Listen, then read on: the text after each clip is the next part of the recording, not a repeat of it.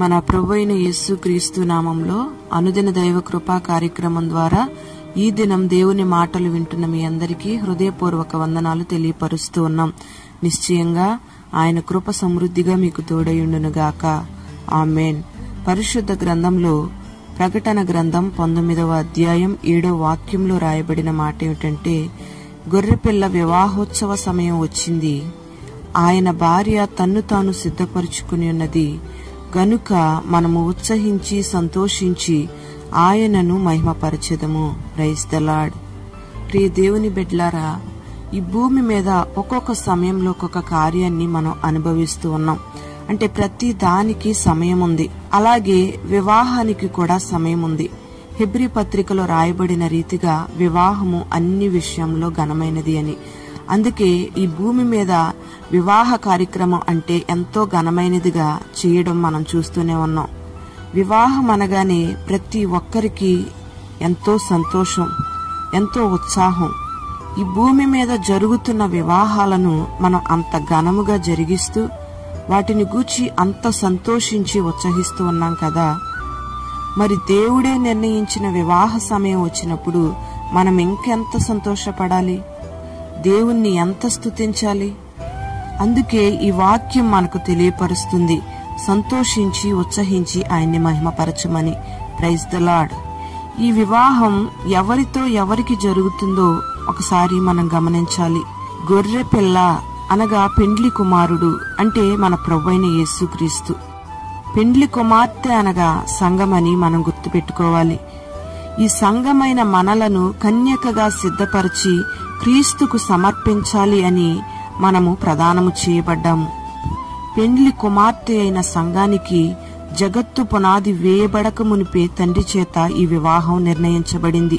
ఈ వివాహ కార్యక్రమం తండ్రి హృదయానికి మహా సంతోషమైనది, మన హృదయానికి కూడా ఎంతో సంతోషమైనది.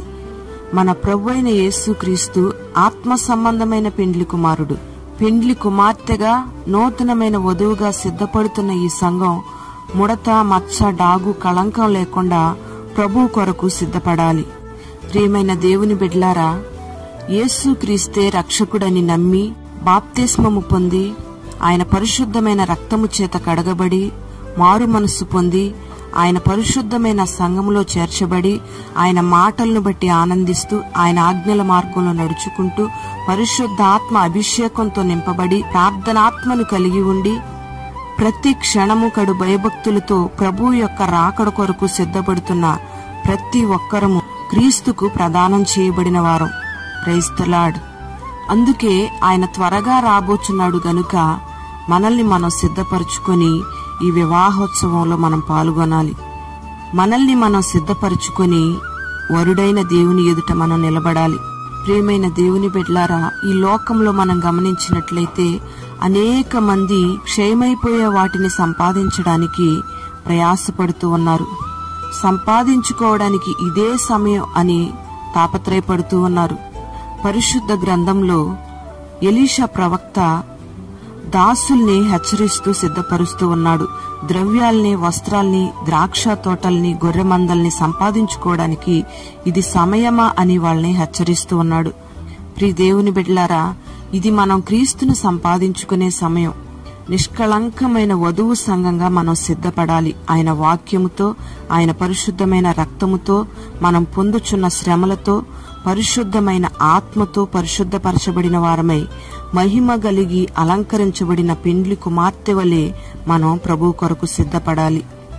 ఆయన నిర్ణయించిన సమయంలో యేసయ్య పెండ్లి కుమారుడిగా దిగివస్తూ ఉన్నప్పుడు ఆ వివాహోత్సవ సమయంలో ప్రతి కీడు నుండి మనం తప్పించబడి పరిశుద్ధాత్మ చేత ఆయన ఎదుటికి కొనిపోబడాలి.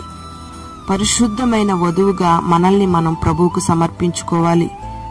ఈ లోకంలో వ్యర్థమైన వాటి కొరకు మనం సంబరపడకుండా గొర్రెపిల్ల వివాహోత్సవ సమయమైన ప్రభు రాకడ కొరకు మనల్ని మనం వధువుగా సిద్ధపరచుకుందుముగాక.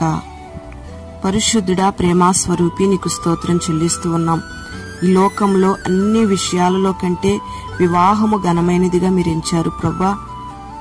ఆత్మీయ పెండ్లి కుమారుడిగా మీరు దిగిరాబోతున్నారు. పరిశుద్ధమైన నిష్కల్మషమైన వధువు సంఘముగా మేము సిద్ధపడడానికి మీరు కృపను అనుగ్రహించండి.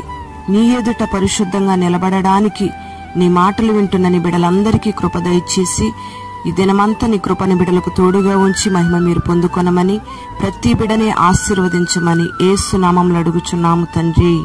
ఆమేన్.